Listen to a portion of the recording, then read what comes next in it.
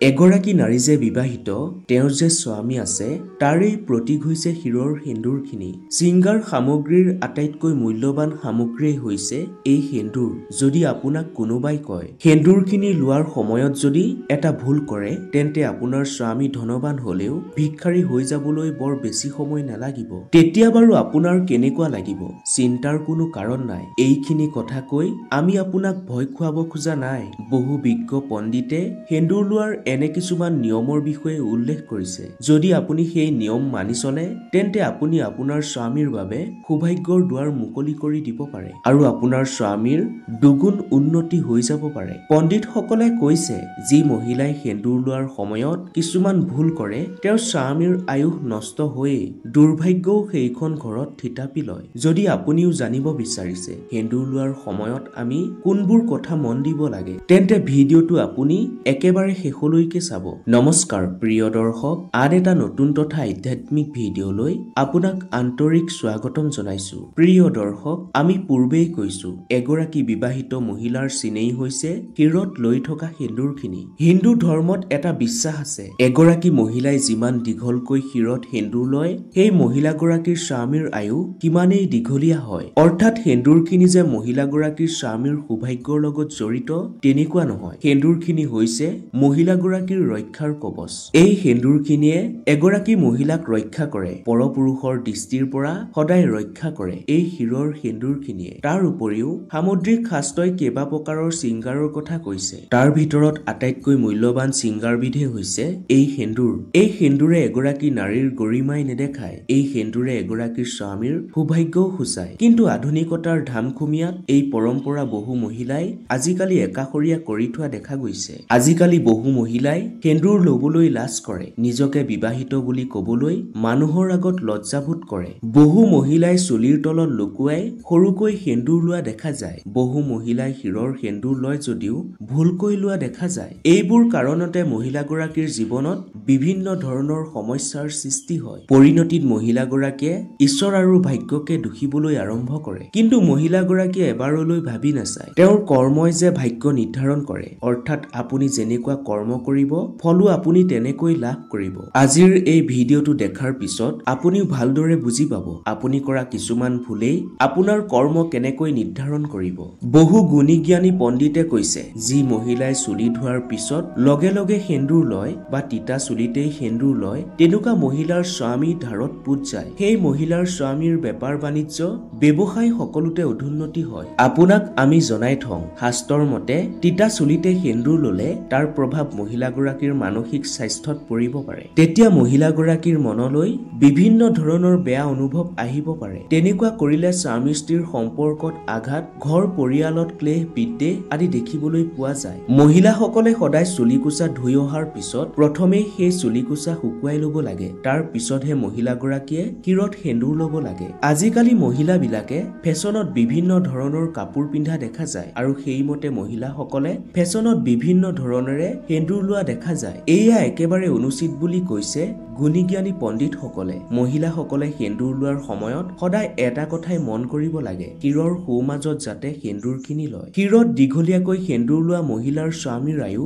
বৃদ্ধি পায় বুলি শাস্ত্ৰই উল্লেখ কৰিছে। যি মহিলাই ষ্টাইলত বা বিভিন্ন প্ৰকাৰে চুলিৰ তলতেই হওক বা বিভিন্ন ফেশ্বনত সেন্দুৰ লয়, তেনেকুৱা মহিলাৰ স্বামীৰ সফলতাৰ ক্ষেত্ৰত স্থবিৰতা আহে। সেই মহিলাৰ স্বামী কোনো কাৰ্য সফল নহয় বুলি পণ্ডিতসকলে কব খোজে। যি মহিলাই নিজৰ চুলিৰ তলত সেন্দুৰখিনি লুকুৱাই লয়, সেই মহিলাৰ স্বামী হেনো সমাজত লুকাই যায়। সেই মহিলাৰ স্বামীৰ ছবিখন সমাজৰ পৰা হেৰাই যায়, নহলে সেই মহিলাৰ স্বামীৰ ছবিখন সমাজত ভুলকৈ উপস্থাপন হয়। সেইবাবে কেতিয়াও চুলিৰ তলত সেন্দুৰ লুকুৱাই লব নালাগে বুলি কোৱা হৈছে। বহু মহিলাই কি কৰে, নিজৰ সেন্দুৰ বেলেগকো ব্যৱহাৰ কৰিবলৈ দিয়ে বা বেলেগৰ শিৰৰ সেন্দুৰ বেলেগে যি সেন্দুৰ ব্যৱহাৰ কৰে সেই সেন্দুৰো লগোৱা দেখা যায়। যদি আপুনিও সেই মহিলাসকলৰ ভিতৰত আছে, তেন্তে যি নিজৰ সেন্দুৰ অৰ্থাৎ যি নিজে ব্যৱহাৰ কৰা সেন্দুৰ বেলেগক দিয়ে বা বেলেগৰ সেন্দুৰ যদি নিজৰ শিৰত লগাই লয়, তেন্তে আপোনাৰ স্বামীৰ সৌভাগ্য আপুনি নিজে দুৰ্ভাগ্যলৈ পৰিণত কৰি পেলাব। কেতিয়াও বেলেগৰ সেন্দুৰ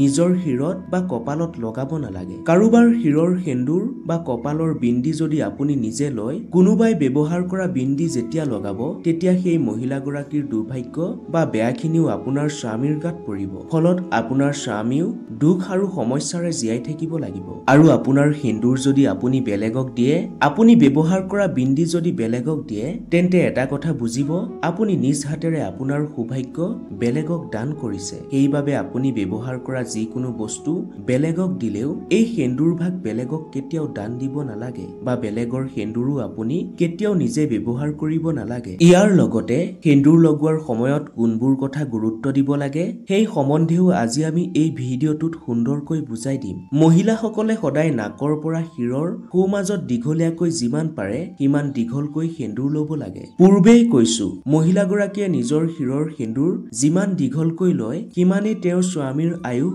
দীঘলীয়া হয় লগে লগে তেওঁৰ উন্নতি দুৱাৰ মুকলি হয় যদি আপুনি এগৰাকী ব্যস্ত মহিলা নিয়মিত যদি আপুনি তেনেদৰে সেন্দুৰ ল'ব নোৱাৰে তেন্তে কোনো কথা নাই উৎসৱ পাৰ্বণ মন্দিৰ আদিলৈ যাওঁতে আপুনি সদায় দীঘলকৈ সেন্দুৰ ল'বলৈ চেষ্টা কৰিব মন্দিৰলৈ গ'লে সেই মন্দিৰৰ সেন্দুৰো শিৰত ল'বলৈ চেষ্টা কৰিব স্বামীৰ জন্মদিনত যিমান দীঘলকৈ পাৰি সিমান দীঘলকৈ সেন্দুৰ ল'ব আপোনাৰ বিবাহ বাৰ্ষিকীত যিমান দীঘলকৈ পাৰে সিমান দীঘলকৈ সেন্দুৰ ল'ব স্বামীৰ দীঘলীয়া আয়ুসৰ বাবে যিসকলৰ নতুনকৈ বিয়া হৈছে তেওঁলোকে নিজৰ বিয়াত দিয়া সেন্দুৰটো অতি সযতনে ৰাখিব লাগে সেই সেন্দুৰটো অন্য সেন্দুৰত মিহলাই সদায় ব্যৱহাৰ কৰিব লাগে 40 দিনৰ বাবে নতুন কইনাজনীয়ে সেই সেন্দুৰটো ব্যৱহাৰ কৰিবই লাগে বিভিন্ন উৎসৱ পাৰ্বণ মই যেনেকৈ কলো আপোনাৰ বিবাহ বাৰ্ষিকী স্বামীৰ জন্মদিন আদিত সদায় নিজৰ স্বামীৰ হাতেৰে সেন্দুৰ ল'বলৈ চেষ্টা কৰিব লাগে যদি সেন্দুৰ লগোৱাৰ সময়ত মহিলাগৰাকীৰ নাকত সেন্দুৰ পৰে